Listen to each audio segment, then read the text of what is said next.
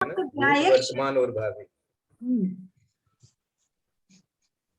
Chart के माध्यम से देख लीजिए। नहीं, ये भूतकाल की अपेक्षा थोड़ी है, ज्ञायक भूत वर्ड। हाँ जी, भूत की अपेक्षा सही है। नहीं, अपन जैसे बोलते हैं एवं भूत या भूत वर्ड, ये उस अपेक्षा से नहीं है क्या? भूतकाल की अपेक्षा से, जीव की अपेक्षा से नहीं है क्या ज्ञायक भूत? जीव की अपेक्षा से एक ये मिनट, भूतकाल की अपेक्षा से ही है, और भूतकाल की अपेक्षा से ही इसके 3 भेद बने हुए हैं, च्युत, चावित और त्यक्त। मानी आप च्युत होकर के जा रहे हैं, चावित होकर के जा रहे हैं, या त्यक्त होकर के जा रहे हैं। तो ये जो पहले का जो शरीर रह गया, उसको यहाँ पर ज्ञायक शरीर कह करके वो भूत कह रहे हैं, उसको भूत। अच्छा, मेरे को लगा जैसे भूत अपन विशेषण लगाते हैं ना कोई चीज में, ज्ञायक भूत, कोई वर्ड ध्यान नहीं आ रहा है, उस अपेक्षा नहीं, वो भूत नहीं, नहीं वो भूत नहीं है। और एवं भूत नए वाला भूत भी नहीं है। भूत मानी जीव होते हैं, वो जीव भी नहीं है। और भूत मानी और भी कई जगह लगा देते हैं, जैसे आपके, या मतलब वर्ड। हाँ अपन हाँ, बोलते ये विशेषण लगा के प्रयोजन भूत, अप्रयोजन हाँ, भूत, ऐसे सब हाँ, जो वही बोलते हैं, तो वो भूत ये नहीं है। ये तो भूतकाल की अपेक्षा से ही भूत सब। ठीक है, मेरे को लगा भाई साहब वंदना, सादर वंदना, प्रणाम। एक नम्र निवेदन, आप आशीर्वाद दे दीजिए सबको, सबको आशीर्वाद दे दीजिए। हाँ, यात्रा करके आए, जब से आशीर्वाद ही नहीं दिया है, प्लीज आशीर्वाद दे दीजिए। सबके लिए वंदना वंदना भैया जी, वंदना। पापम क्षयतु, दर्शन विशुद्धिर्भवतु, क्षायक सम्यक भवतु, आनंद भवतु। सबके लिए स्वाध्याय बहुत मंगलकारी हो, और सबको स्वाध्याय अच्छे से आए, सबको अच्छे से आवे स्वाध्याय, अच्छे से आत्मसात होवे, और स्वाध्याय का भाव भी सबको आत्मसात हो जाए। यही वंदना वंदना वंदना। देखो, हाँ देखो, आज की गाथा में एक बहुत अच्छा भाव भैया जी, हाँ, भैया जी एक छोटा सा निवेदन है। मतलब मंजू जी ने अभी जो शंका पूछी, कल हम लोग कुछ डिस्कस कर रहे थे भूत भावी वर्तमान जो शरीर है उसके बारे में। तो लेकिन ये जो जी ज्ञायक शरीर, तो ज्ञायक शरीर में जो भूत भावी, भूत वर्तमान और भावी शरीर आया है, उसके अंदर उसका जो उल्लेख है, वो उसका एग्जाम्पल ये नहीं हो सकता है ना कि अपनी 3/24, भूतकाल 24, अभी जो वर्तमान की 24 है या आने वाली, क्योंकि इसके अंदर एक ही जीव का जो है वो है, मतलब पहले कौन सा शरीर था, फिर उसका आज कौन सा शरीर है, और फ्यूचर में कौन सा होगा। जबकि 24 में तो हर तीर्थंकर चेंज हुए हैं ना, एक ही जीव नहीं है। Is that example appropriate? नहीं, ये एक एक व्यक्ति के बारे में विचार करो। 24 वाली बात यहाँ पर मत लाओ। यहाँ पर तो इसके 3 भेद जो बने हुए हैं ना, उसको ध्यान बन दो कि च्युत, चावित और त्यक्त, ये 3 भेद बनाए ना, तो ये सबके लिए लागू होगा, खाली 24 के लिए नहीं होगा। ज्ञायक शरीर किसी भी जीव का होगा, क्योंकि ये हम क्या समझ रहे हैं, ये हम समझ रहे हैं कर्म का द्रव्य निक्षेप, कर्म का द्रव्य निक्षेप। कर्म के जो 4 निक्षेप हैं, उन 4 निक्षेप में से नाम, स्थापना और भाव अलग हो गया, ये द्रव्य निक्षेप है। द्रव्य निक्षेप में आगम द्रव्य और नो आगम द्रव्य। आगम द्रव्य और नो आगम द्रव्य की परिभाषा आपको समझा दी गई थी कि जो कर्म रूप शास्त्र को जानने वाला तो है, किंतु वर्तमान में उस शास्त्र में उपयोग नहीं रखता, वह जीव तो आगम द्रव्य निक्षेप है। और ये जो भेद बन रहे हैं, ये नो आगम द्रव्य के बन रहे हैं। नो आगम द्रव्य मानी जान रहा है। नो आगम द्रव्य का अर्थ क्या होता है कि अब वो उस समय कर्म रूप सिद्धांत को जान रहा है। तो कर्म रूप सिद्धांत को जानने वाला जो जीव है, उसके लिए 3 सिचुएशन हो सकती है। तो क्या हो सकती है, जो पहले का शरीर था ज्ञायक शरीर में लगाएंगे। अब ज्ञायक शरीर में पहले का शरीर, वर्तमान का शरीर और भावी शरीर, ये शरीर के माध्यम से, क्योंकि कर्म जो है वो शरीर के माध्यम से ही अपन समझ रहे हैं। और जिसके अंदर में, जिस शरीर में इस प्रकार का आत्मा बैठा है, जिस आत्मा में या जिस कर्म के कारण से उसको कर्म सिद्धांत या कर्म शास्त्र का ज्ञान है, तो अब वो कैसे हो सकता है ज्ञान वाला जीव जो अभी छोड़ के चला गया तो वो च्युत, चावित और चावित ये 3 प्रकार के हो गए, इसलिए वो भूत हो गया। तो वर्तमान है ही है, और भावी जो है वो जहाँ जा रहा है वहां भी उसका उसी प्रकार का भाव रह गया, ज्ञायक शरीर वो रह गया। तो ज्ञायक शरीर के 3 भेद हो गए, एक पहले का शरीर, एक वर्तमान शरीर और एक आगे आने वाला शरीर। ये किसके लिए अपेक्षा से हो गया? ये शरीर की अपेक्षा से हो गया, क्योंकि शरीर से ही कर्म का ज्ञान होता है और कर्म का ज्ञान ही यहाँ पर बताया जा रहा है। आत्मा में तो है, लेकिन कर्म की बात हो रही है, तो कर्म की अपेक्षा से च्युत भी आ गया उसमें, च्युत, चावित और त्यक्त। ये किस लिए लगाएंगे? ये भूत के लिए लगाएंगे। तो भूत शरीर मानी जो शरीर छूट गया है, उस शरीर के बारे में वो ही आपके लिए ज्ञायक शरीर है। जो छूट गया वो ज्ञायक शरीर है। वो कैसे छूटा? 3 प्रकार से छूटा, इसलिए वो 3 भेद उसके कर दिए। वर्तमान में है इसलिए वो ज्ञायक शरीर है, भावी होगा तो वो ज्ञायक शरीर है। ये खाली 24 के लिए सोचने की कोई बात नहीं है, ये आप सब जीवों के बारे में सोचिए। जब भी जहां से भी आप आए हैं, जहां भी आप जाएंगे, उस समय के लिए भूत भी बनेगा। कभी वर्तमान है तो वर्तमान है, और भावी होगा उस समय भावी होगा। ये भैया जी कल मैंने भैया जी एग्जाम्पल दिया था भूत, भविष्य, वर्तमान, पास्ट, प्रेजेंट, फ्यूचर टेंस समझाने के लिए कि जैसे हमारी 24 है, थी और आएगी। बस वो टेंस समझाने के लिए एग्जाम्पल दिया था। वो ठीक है, वो तो भूत, भविष्य, वर्तमान को तो सब समझ ही हैं। आपका भूत एक समय पहले आपका भूत, अभी वर्तमान जो चल रहा है वो वर्तमान, और एक समय बाद जो होगा वो आपका भविष्य। तो ये तो तीनों भावी, ये तो तीनों समय 24 घंटा अपने के भी चल रहा है। और इसीलिए यहाँ पर आपको जो सबसे बढ़िया बात बता देता हूँ, सबसे बढ़िया बात, बार बार रिपीट कर रहा हूँ, सबसे बढ़िया बात, हमेशा अपने आप को वर्तमान अनुभव करो। क्योंकि भूत भी अनुभव मत करो, भूत का भी स्मरण मत रखो, और भावी के बारे में भी कुछ मत विचार करो। हमेशा अपने आप को वर्तमान में जीना सिखाओ। ये वर्तमान में जीना जब सीखेंगे तो सबसे बढ़िया ध्यान लगेगा। ये ध्यान और सामायिक के समय अपने आप को वर्तमान मात्र मानना, और वर्तमान कितना होता है सब जानते हैं, तो एक समय का ही वर्तमान होता है। बस इसलिए अपने आप को हमेशा वर्तमान जैसा अनुभव करते रहो, तो आपको न भूत है न भविष्य है। तो ये सामायिक में और ध्यान के लिए बहुत अच्छा आपको काम आएगा। हो गया, आगे चले। जी यानी भाई साहब वंदना, जैसे च्युत प्रकार से शरीर छोड़ा है तो वो च्युत ज्ञायक शरीर होगा, चावित प्रकार से छोड़ा है तो चावित प्रकार का ज्ञायक शरीर होगा, ऐसा ही लेंगे ना भाई साहब? बिल्कुल सही, यही बात। माने वो ज्ञायक शरीर के ही, जो ज्ञायक शरीर का जो भूत है, माने भूत रूप से जो ज्ञायक शरीर है, उसमें वो कैसे था? वो भूत या तो च्युत था, या चावित था, या त्यक्त है। मानी यदि आप कदली घात करके गए हैं तो चावित है, और यदि पूरी आयु करके गए हैं तो वो च्युत है, और यदि आप संन्यास वर्ण किए हैं तो वो त्यक्त है। ये ज्ञायक शरीर के ही 3 भेद हो गए। वो क्योंकि ये कर्म कहाँ था, कर्म का ज्ञान कहाँ था? बोले कर्म का ज्ञान उस शरीर के माध्यम से था, उस शरीर के माध्यम से उस ज्ञान था, इसलिए उस कर्म के बारे में यहाँ पर 9 आगम द्रव्य कर्म करके वो समझा रहे हैं। 71वीं गाथा बोल रहे हैं।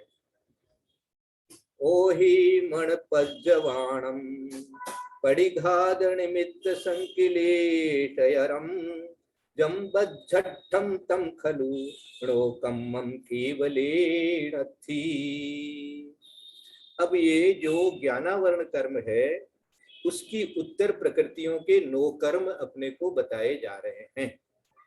कि जो ज्ञानावरणी कर्म है उसके जो 5 भेद हैं, उन 5 भेद में से मति ज्ञानावरण का और शुद्ध ज्ञानावरण का अपन ने 17वीं गाथा में पढ़ा था, और उसमें दिया था कि वस्त्र आदि पदार्थ मति ज्ञानावरण के 9 कर्म है, और इंद्रिय विषय आदि श्रुति ज्ञानावरण के 9 कर्म है। तो याद करना कि जो हमारे इंद्रियों के विषयों में जो हमारा मन जाता है, कि श्रुत ज्ञान जो होता है वो मन से होता है, यहाँ श्रुत ज्ञानावरण उस अपेक्षा से भी लगाना है ना। श्रुतम मति पूर्वम और श्रुतम अनिंद्रिय, तो उसको भी आप लगाना कि ये जो हमारा मन जो है, याद करना कि ये जो मन हमारा इंद्रिय विषयों में जाता है, ये हमारे श्रुति ज्ञान को डरने का कारण होता है। इसीलिए आपको ज्ञात होगा कि जब हम एकदम शांत होकर के बैठते हैं, कोई इंद्रिय विषय का हमारे ऊपर आक्रमण नहीं होता है कहना चाहिए, तो बहुत सारी चीजें एकदम अच्छे से याद आ जाती है। कोई प्रॉब्लम होती है तो उसका सॉल्यूशन भी हो जाता है, कोई बात शास्त्र की नहीं समझ में आती है तो वो भी सामने आ जाती है। और बहुत सारा जो गूढ़ चिंतन करते हैं गुरु लोग, योगी लोग, तो वो भी इसी प्रकार से करते हैं। उनका श्रुति ज्ञानावरण का प्रयोग बहुत अच्छा हो जाता है, क्योंकि उनके इंद्रिय विषय में मन नहीं जाता है। तो बहुत अच्छा लिखा हुआ है कि इंद्रिय विषयादि श्रुति ज्ञानावरण के 9 कर्म हैं। अब अवधि ज्ञानावरण कर्म के क्या है? तो बोले अवधि ज्ञान और मनप्रय ज्ञान का घात करने वाले संक्लेश परिणामों को उत्पन्न करने वाली बाह्य वस्तु अवधि मनप्रय ज्ञानावरण का 9 कर्म द्रव्य है। ओही मणपज्जय वाणम, मणपज्ज वाणम मानी ओही मानी अवधि, और मणपज्जय मानी मन प्रय ज्ञान, वाण मानी ज्ञान, मणपज्ज ज्ञान। परिघात निमित्त संक्लेशयरम है, क्या करना है? घात करने वाले संक्लेश परिणामों को उत्पन्न करने वाली बाह्य वस्तु ज्ञान का घात करने वाले संक्लेश परिणामों को उत्पन्न करने वाली बाह्य वस्तु, संक्लेश परिणामों को उत्पन्न करने वाली बाह्य वस्तु, संक्लेश परिणामों को उत्पन्न करने वाली बाह्य वस्तु, ये अवधि ज्ञान का भी आपको ढक देता है, अवधि ज्ञान को। अब ये इसके ऊपर में जो चर्चा चल रही थी उसको आपको मैं स्मरण कराता हूं। आचार्य श्री के सामने एक विषय आया था। क्या विषय आया था? ऐसा विषय आया कि देखो अवधि ज्ञान भी वो अवधि जोड़ते हैं और अवधि का प्रयोग करते हैं अवधि ज्ञान का, तब उस समय अवधि ज्ञान के अनुसार उनको ज्ञान होता है। कैसे उदाहरण बता दिया उन्होंने, काफी उदाहरण दिए। आदिनाथ भगवान हैं, उनको तो मालूम है अवधि ज्ञान से कि इस भव से मोक्ष होगा। अवधि ज्ञान से तो बहुत सारी चीजें जानते हैं, वैराग्य की भी बात भी जानते हैं, लेकिन अब वैराग्य हो नहीं रहा है, वो अवधि ज्ञान लग ही नहीं रहा है उनका। भरत जी का उदाहरण दिया। भरत जी को मालूम है कि ये जो चक्र है ये इन पर नहीं चलेगा, ऐसा ये आचार्य श्री के शब्द बता रहा हूं, आचार्य श्री ने यह एग्जाम्पल दिया था। लेकिन उस समय वो अवधि ज्ञान नहीं चल रहा है उनका, अवधि ज्ञान लगा ही नहीं रहे हैं, लगा नहीं पा रहे हैं, ऐसा विचार। तो यहाँ इसका उत्तर है, 71वीं गाथा में इसी का उत्तर है। क्या दिया है कि संक्लेश परिणामों को उत्पन्न करने वाली बाह्य वस्तु। अब उस समय संक्लेश परिणाम उत्पन्न हो रहे हैं उनको, क्या बाह्य वस्तुएं ऐसी है? नहीं, मैं इसको जीत के छोड़ूंगा। और बाहुबली जी के चल रहा है कि देखता हूं मैं भी कौन भरत चक्रवर्ती आ गया जो मेरा राज्य ले लेगा। ये कहाँ गया अवधि ज्ञान उस समय? कहाँ गया अवधि ज्ञान उनका? पड़गान के लिए खड़े हो रहे हैं, अवधि ज्ञान से कुछ नहीं जान पा रहे हैं कि कैसे कैसे हम पड़गान पहले किए थे, लेकिन उस श्रेयांश को जाति स्मरण हुआ है, उसी के यहाँ आहार हुआ है। ये सारे एग्जाम्पल जो है वो आचार्य श्री ने दिए। और भाई साहब लगा नहीं पाना, ये लगाना भूल जाते हैं, दोनों में से क्या होता है? अब आप दोनों ही लगा समझ नहीं लो, पाना थोड़ी होता है, दोनों ही समझ लो आप। यहाँ अवधि ज्ञानावरण कर्म का इस प्रकार का उदय है कि वो भूल जाते होंगे कि मैं अवधि ज्ञान क्या लगा करते होंगे क्या नहीं करते होंगे, तो जब आप अवधि ज्ञानी बनोगे तब आपको पता चलेगा। मैं तो अभी अवधि ज्ञानी हूं नहीं, मैं तो यहाँ पर जो लिखा है वो विचार कर सकता हूँ कि ये कर्म की ऐसी विशेषता होती है कि बाहर के कारण भी आपको वो ज्ञान नहीं होने देते। अवधि ज्ञान होते हुए भी उस समय आपको उस प्रकार का अवधि ज्ञान नहीं होता जिसकी की आवश्यकता है या जिससे आपका वो काम हो सकता था। वैसा अवधि ज्ञान उस समय उस अवधि ज्ञानावरण कर्म के उदय के कारण से नहीं हो पाता है। इतना ही अपने को समझो। ये तो उदाहरण जो बनाए हैं, उदाहरण तो आप स्वयं समझ सकते हैं कि कितना अवधि ज्ञान किसको होता है, किस समय वो अवधि लगाते हैं, किस समय अवधि नहीं लगाते। नहीं लगाना ये स्वेच्छा से है, और नहीं लग पाना ये कर्म के उदय से है, ऐसा अपन विचार कर सकते हैं। नहीं लगाना वो स्वेच्छा से, वो लगा ही नहीं रहे हैं, तो ये तो स्वेच्छा की बात हो गई। लेकिन यदि लगाना चाहे तो भी उस समय बाह्य कारणों के कारण से वो नहीं लग रहा है, तो ये भी यहाँ पर नो कर्म के कारण से इन्होंने समझा दिया कि क्या चीज से। भाई नो कर्म का महत्व सोचो, हर जगह पर आप नो कर्म का महत्व सोचो, मति ज्ञानावरण श्रुति ज्ञानावरण में भी सोचो, या अवधि ज्ञानावरण में, मनप्रय ज्ञानावरण में भी बाह्य वस्तु कैसी संक्लेश परिणाम उत्पन्न करने वाली बाह्य वस्तु अवधि मनप्रय ज्ञानावरण का नो कर्म है, ऐसा कह रहे हैं। और केवल ज्ञानावरण का कोई नो कर्म नहीं हो सकता। बाहर में कोई ऐसी वस्तु हो ही नहीं सकती कि जो केवल ज्ञानावरण को ढक दे, है ना। इसीलिए जो टोडरमल जी ने लिखा, आपको याद दिलाता हूं यहाँ इसी समय, कि ऐसा जो कथन है कि जैसे बादल आ गए हैं उसके कारण से सूर्य दिखाई नहीं देता है, समझे आप, सूर्य की रोशनी नहीं आ रही है, इसी तरह से हमारे केवल ज्ञान है और वो कर्म के कारण से नहीं ज्ञान हो रहा है, केवल ज्ञान नहीं हो रहा है। तो उन्होंने इसको क्रॉस किया, इसको नहीं माना, कहा नहीं ऐसा नहीं है, ये एक देश उदाहरण है, एक देश उदाहरण है। केवल ज्ञान के लिए ऐसा अपन सोच लेंगे केवल ज्ञान है पर वो किसी से ढक गया, ऐसा नहीं हो सकता। ढक जाए तो फिर केवल ज्ञान ही क्या। तो इसलिए केवल ज्ञानावरण का कोई नो कर्म नहीं हो सकता। सूर्य का उदाहरण है, बादल का उदाहरण है, ये अपने ज्ञानावरण कर्म को सामान्य रूप से समझने के लिए उदाहरण है, और केवल ज्ञान स्वरूप है इस आत्मा का, ये समझने के लिए उदाहरण है। परंतु केवल ज्ञान है और वो किसी ने ढक दिया है, ऐसा कर्म सिद्धांत नहीं बन सकता। क्यों नहीं बन सकता? कि केवल ज्ञानावरण का नो कर्म द्रव्य है ही नहीं, कोई ऐसा बादल बना ही नहीं है जो केवल ज्ञान को ढक देवे। जम बद्धम तम खलु णोकम्मम केवले न थी। ये देखो, पड़िघादि मित्त संक्लेशयरम जम बद्धम तम खलु। अब इसकी संस्कृत पढ़ के सुनाता हूँ। 71वां अवधि मन पर्ययो प्रतिघात निमित्त संक्लेश करह यह बाह्यार्थ स खलु नो कर्म केवले नास्ति। खलु खलु कहते निश्चय से, है ना, पक्का, पक्का के लिए खलु शब्द आता है। इसका हिंदी अर्थ इन्होंने लिखा है, अवधि ज्ञान और मनप्रय ज्ञान इन दोनों के घात करने का निमित्त कारण जो संक्लेश रूप या खेद रूप परिणाम उसको करने वाली जो बाह्य वस्तु, वह अवधि ज्ञानावरण तथा मनप्रय ज्ञानावरण नो कर्म है।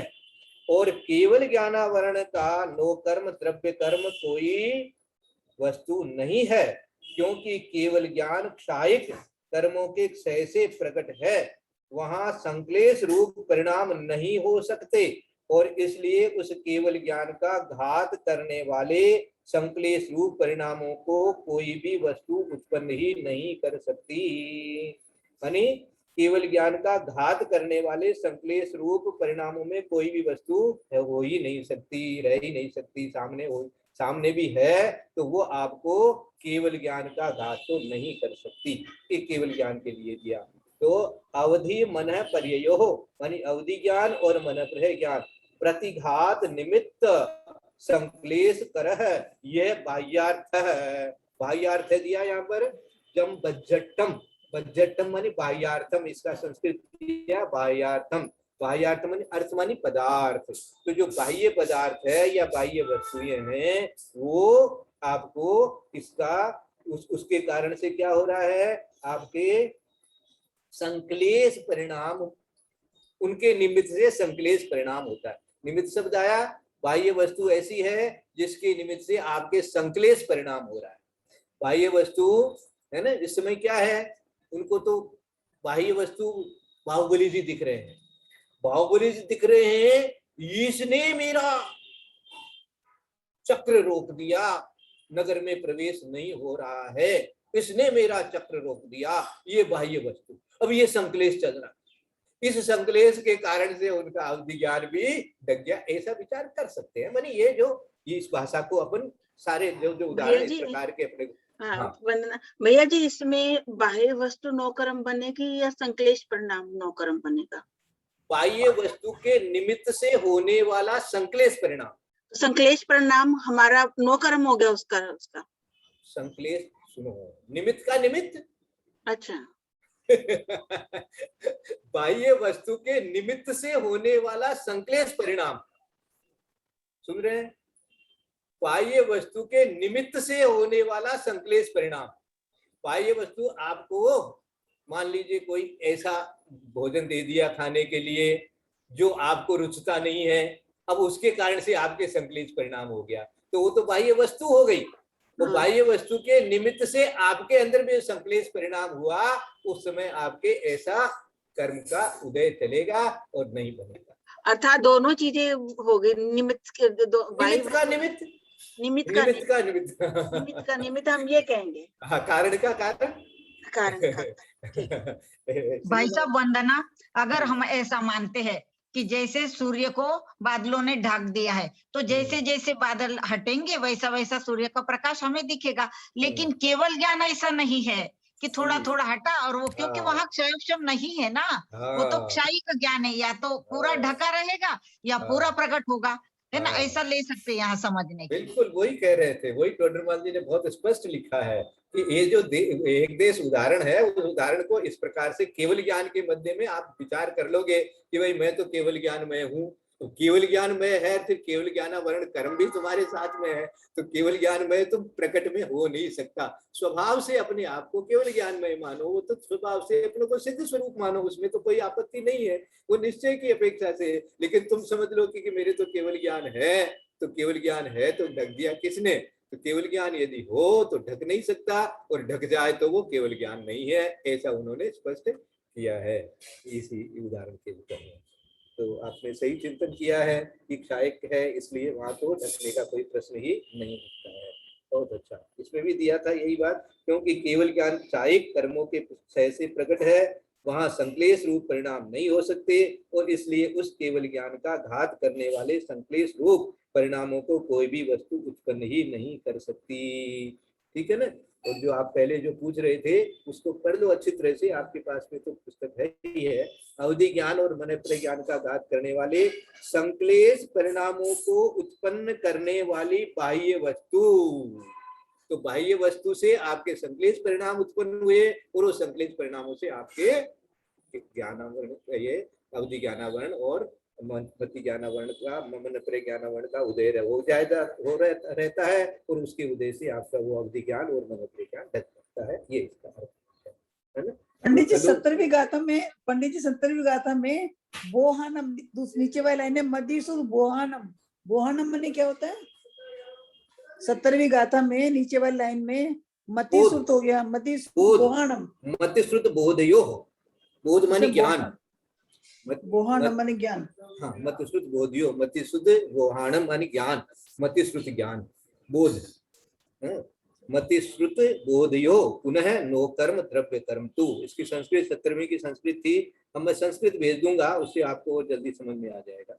पट विषय प्रवृत्ति द्रव्यम मतिश्रुत व्याघ्यात करण संयुक्तम मतिश्रुत बोधयो पुनः नो कर्म द्रव्य कर्म तू। ये 70वीं गाथा की संस्कृत, ठीक है ना? अब हम लोग 72वीं गाथा में चलते हैं। हो रहा है संस्कृत से तो एकदम ही समझ में आ जाता है, 1 सेकंड में। तो है ही। संस्कृत भेज दीजिए, संस्कृत भेज दीजिए। ये संस्कृत वाली पुस्तक आप लोग कोई जो मंगा सकते हैं, मंगाने की कोशिश करिएगा। आकाश में कहाँ पर है? श्रीमद राजचंद्र आश्रम में। नहीं, वैसे प्राकृत भी अब समझ में आने लग गई काफी, तो कोई कोई शब्द है। तो संस्कृत की जो भारतीय ज्ञानपीठ से प्रकाशित है गौमर सर, उसमें भी जो संस्कृत की लाइन लिखी हुई है उसके नीचे ना, प्राकृत के नीचे, गाथा के नीचे संस्कृत का भी लिखा सर के सब्जेक्ट। कौन सी बुक है? भारतीय ज्ञान पीठ से जो प्रकाशित है गोमर सर, 4 भागों में, 2 भागों में जीव कांड है, 2 भागों में कर्म कांड है।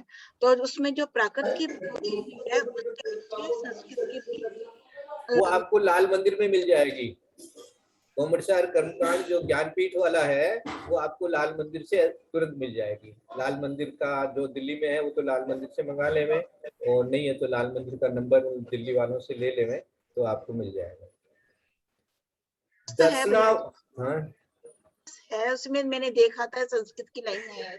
हाँ, दर्शनावरण की उत्तर प्रकृतियों के 9 कर्म बताते हैं। पंचन हम निदानम माहिस दही पहुदि हो दिनो कम्मम वाघाद कर पड़ादी चक्षु चक्षुणो कम्मम। पंचनम निदानम यानी 5 निद्रा रूप। माहिस दही पहुदी, भैंस का दही आदि, ओदिनो कम्मम उसका 9 कर्म होता है।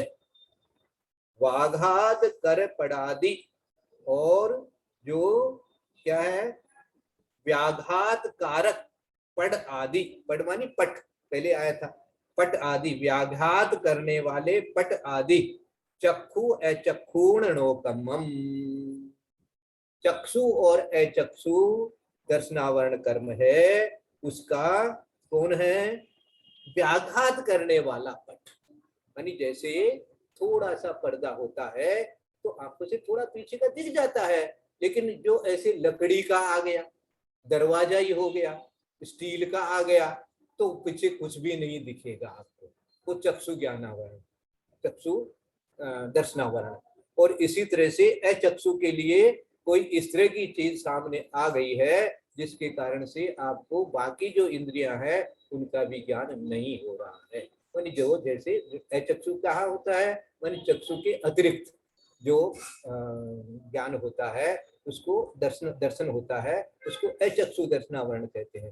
तो अचक्षु दर्शनावरण में भी इसी तरह से दोनों के लिए एक ही बात लगा लेना कि व्याघात करने वाली पट आदि, या पट में यहाँ पर पट मानी यहाँ पर्दा नहीं लेकर के, कपड़े का पर्दा नहीं लेकर के, और मोटा ले लेना, व्याघात करने जैसा, यानी बिल्कुल भी नहीं दिखे, तो इसलिए वो चक्षु दर्शनावरण अचक्षु दर्शनावरण के लिए आ जाएगा।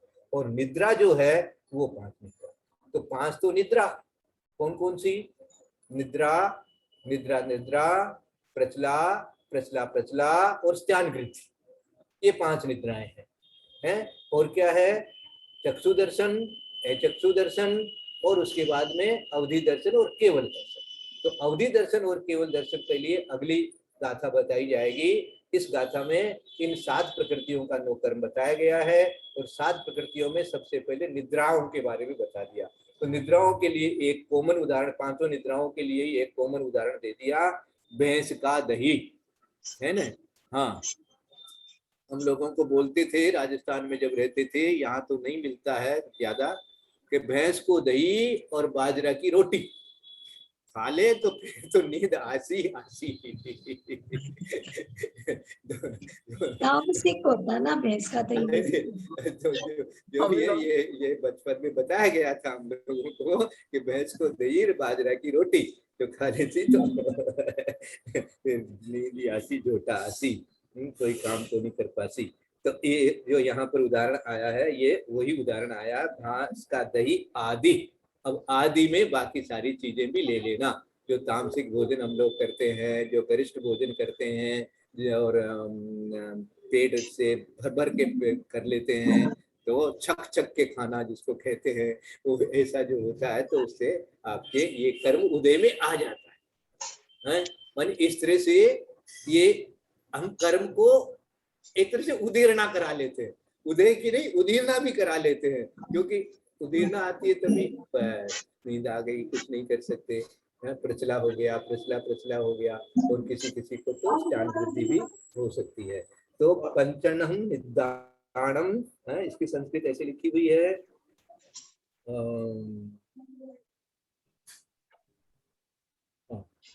पंचानाम निद्राणाम माहिस दधि प्रभूति भवति नो कर्म व्याघात कर पटादि चक्षुर चक्षुषो नो कर्म, है ना। पंचानाम निद्राणाम माने 5 प्रकार की निद्रा, है ना, 5 निद्रा।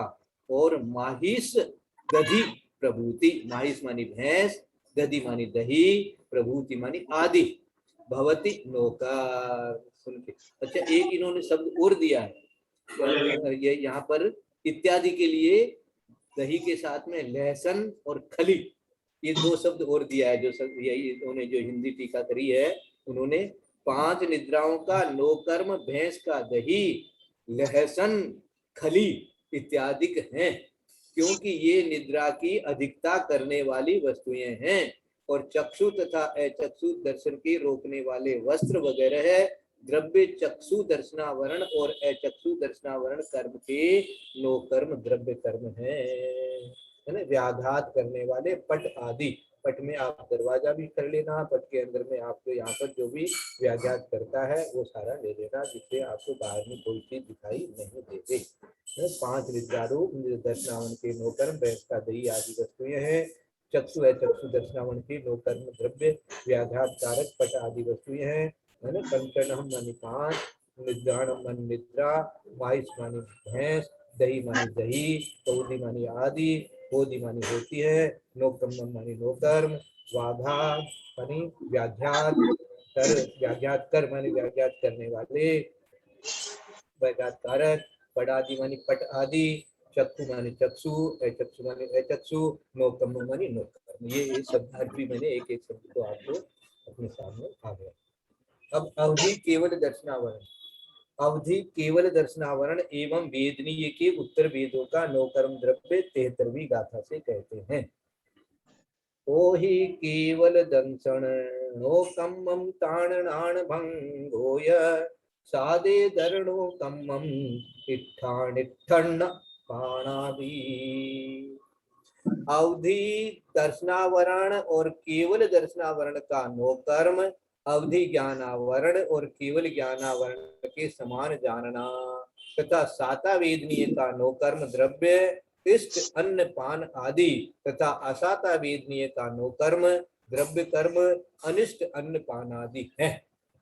अब देखो अवधि दर्शनावरण का तो क्या मानना जी, जो अपन ने अवधि ज्ञानावरण का याद किया था कि जो बाहरी इंद्रिय विषय और उनके कारण से होने वाले संक्लेश परिणाम, तो जैसे अवधि ज्ञान को ढक दिया ऐसे ही अवधि दर्शन को भी ढक दिया, क्योंकि अवधि ज्ञान भी जो होता है तो वो अवधि दर्शन पूर्वक ही होता है, इसलिए वो अवधि दर्शनावरण को भी ढकता है। और केवल दर्शनावरण को ढकने वाला कोई नहीं है, जैसे केवल ज्ञानावरण को ढकने वाला कोई नहीं है, ऐसे ही केवल दर्शनावरण को भी ढकने वाला कोई नहीं है। तो जैसा अवधि ज्ञान और अवधि केवल ज्ञान के लिए समझाया गया, वैसा ही अवधि दर्शन के लिए और अवधि और केवल दर्शन के लिए समझ लेना चाहिए। ये कहते हैं अवधि केवल दर्शन नो कर्म तयो ज्ञान भंगो वा साते तर नो कर्म इष्टानिष्टान्न पानादि। अवधि दर्शनावरण और केवल दर्शनावरण का नो कर्म अवधि ज्ञानावरण तथा केवल ज्ञानावरण के नो कर्म की तरह ही जानना, और साता वेदनीय तथा असाता वेदनीय का नो कर्म क्रम से अपने को रुचने वाली तथा अपने को नहीं रुचे ऐसी खाने पीने वगैरह की वस्तु जानना। तो अवधि दर्शन और केवल दर्शन की बात तो समझ में आ गई। अब साता वेदनीय की और असाता वेदनीय का भी उदाहरण इन्होंने दिया है कि अच्छी भोजन मिलता है, अच्छी चीजें पहनने को मिलती है, अच्छी चीजें आपके संयोग होती है, तो समझ लो वो साता वेदनी का उदय कर देती है। और जो खराब चीजों का संयोग होता है भोजन पान आदि, तो समझ लो कि आपके असाता वेदनीय का उसने सहयोग कर दिया है। क्या समझे? ये रात दिन चलता है, ये रात दिन चलता है, और इसलिए गुरु की देशना हम आज चिंतन करें कि ऐसे समय में हमेशा चिंतन ये होना चाहिए ये मेरे कर्म के उदय के कारण से है।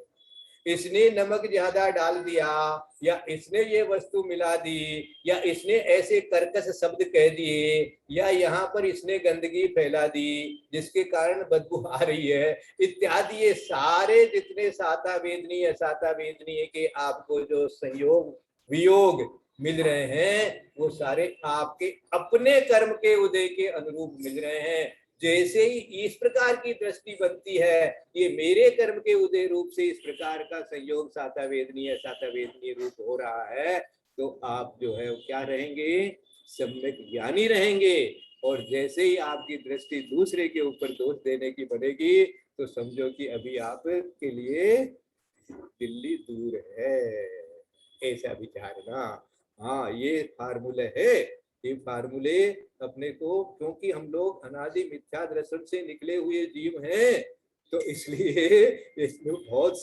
संभाल के अपने सम्यक दर्शन को रखना पड़ता है। हाँ, इंद्रिय विषय चोर उचक्के चारों ओर फैले हुए हैं, कब हमारे सम्यक दर्शन को लूट के ले जाएंगे पता ही नहीं चलेगा अपने को। इसलिए बहुत सावधानी रखनी पड़ती है। और सबसे बड़ी सावधानी जो रात दिन हमारे साता वेदनीय असाता वेदनीय का उदय चलता है, क्या है, आपन ने सीखा है कि वेदनीय कर्म को सबसे ज्यादा द्रव्य मिलता है, और इसीलिए वेदनीय कर्म का उदय भी निरंतर खूब जोरों से चलता रहता है, उदीर्णा भी आती रहती है। तो इसलिए हमेशा उसी के ऊपर नजर रखना, ये मेरे कर्म के उदय से, मेरे कर्म के उदय से, मेरे कर्म के उदय से, दूसरे को दोष नहीं देना। ये बहुत अच्छा आपके लिए क्या कहना चाहिए, सबसे बड़ा तप है। बाकी तपों से भी ये सबसे बड़ा तप है। इसको जो पालन कर लेता है तो समझो कि बाकी साधना उसके लिए बहुत सहज हो जाती है ना। ये आपको थोड़ा सा मैंने एक अलग तरह का। पंडित जी, तान और नान के मायने बताना। तान माने 73वीं गाथा में ही है, 73। अयो मानी उसका, ताण मानी उसका, अच्छा। नाण भंगो किसके, ओही केवल दंसन नो कम्मम, उनका ज्ञान भंगो ये। तो नाण मानी ज्ञान जो भंग हमने पढ़ाया था आपको, जो अवधि ज्ञान और अवधि केवल ज्ञान के बारे में जो आपको बताया था नाण के बारे में जो बताया था, वही दर्शन के बारे में लगा लेना। जो ज्ञान के बारे में बताया था वही भंगो मानी भंग, जो भंग मानी जो भेद हमने ज्ञान के लिए जो बताया था, ज्ञान भेद में जो बताया था वो यहाँ दर्शन में भी लगा लेना।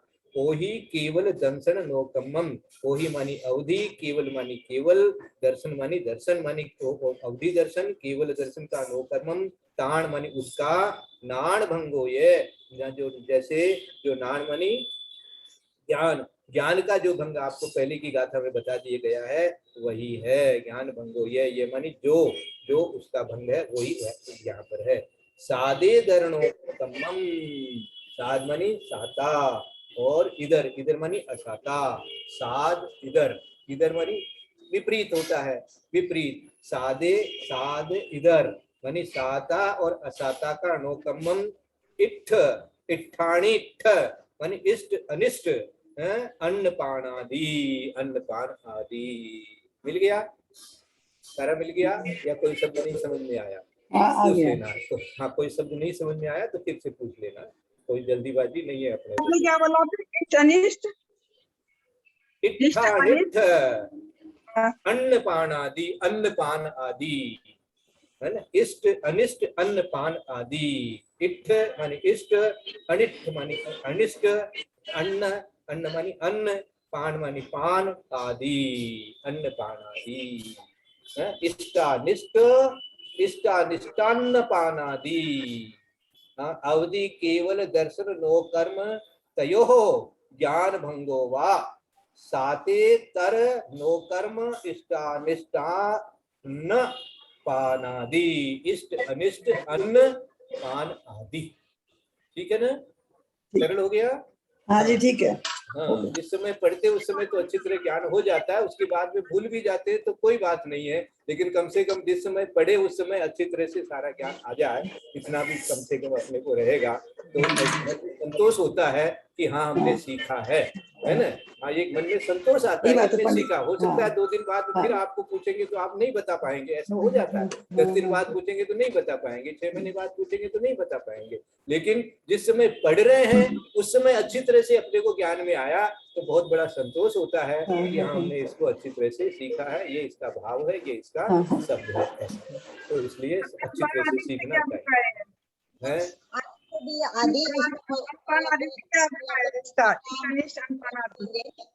यहाँ अन्नपान को उदाहरण दिया है, लेकिन आदि में बहुत सारी वस्तु ले सकते हैं जो इष्ट नहीं या अनिष्ट बिल्कुल बिल्कुल, यही तो हमने बताया, मैंने अभी आपको यही तो समझाया था कि कोई आपको कर्कश वचन सुनने को मिल गए, ये भी आपका अनिष्ट वस्तु है एक तरह की, ये सोच लीजिए आप, है ना। कोई आपको आपका काम नहीं कर रहा है ना, आपने कह दिया था वो काम आपका नहीं हुआ है, तो ये आपके लिए एक तरह से अनिष्ट संयोग हो गया है। तो ये इष्ट अनिष्ट संयोग तो निरंतर चलता रहता है आपके, और इसी में आपका जो है आर्त ध्यान होता रहता है। तो यहाँ आर्त ध्यान नहीं करके और उसमें विपाक विचय धर्म ध्यान करो, विपाक विचय धर्म ध्यान करो कि ये मेरे कर्म से हो रहा है, कर्म का इसमें ऐसा उदय है, इसलिए मुझे कोई संक्लेश करने की आवश्यकता नहीं है, राग द्वेष बढ़ाने की कोई आवश्यकता नहीं है। तो इस प्रकार का भाव जब आता है तो शांति रहती है, धीरता आती है, गंभीरता आती है। ये जो धीर वीर गंभीर जो बनता है ना जीव, इसी प्रकार के चिंतन से बनता है, और इस प्रकार के चिंतन का निरंतर प्रैक्टिस करना पड़ता है। उसके बावजूद भी फिसलता है, याद रखिएगा, उसके बावजूद भी नहीं सहन होती है बहुत सारी चीजें, और हम जो है उस समय क्रोध कर लेते हैं, उस समय अहंकार भी आ जाता है, लोभ भी हो जाता है, मान भी हो जाता है, इस प्रकार का व्यवहार अपना चलता है। तो इस पर अपने को बहुत अच्छे से विचार करके और अपना चिंतन, एक बार भी सामायिक में इस प्रकार का चिंतन शांत मन होकर के बैठ करके करने लग जाएंगे तो समझिएगा दिन भर आपको उसका विटामिन मिलता रहेगा। ये मैं अपने अनुभव से बताता हूँ। हाँ, लेकिन कभी चिंतन ही नहीं करेंगे, कभी विचार ही नहीं करेंगे, जितने दिन भर की घटनाएं हुई हैं या जितने पिछले दिन की घटनाएं हुई हैं उनमें सब में आप यदि सुबह की सामायिक में ऐसा चिंतन बना लेंगे कि ओहो ऐसे हुआ है, ये तो मेरे कर्म का उद्देश्य, मैंने उनको ऐसे बोल दिया, ये तो मेरी भूल थी। इस प्रकार का आप प्रायश्चित करते रहेंगे, मन में ऐसी प्रैक्टिस करते रहेंगे तो देखिएगा आपके परिणामों में बहुत निर्बलता अपने आप आने लग जाएगी। आपको खुद को लगेगा कि देखो मैं पहले से कितना बदल गया। पंडित जी आप इस गाथा का दोबारा अर्थ बता दीजिए, एक बार समझ में नहीं आया।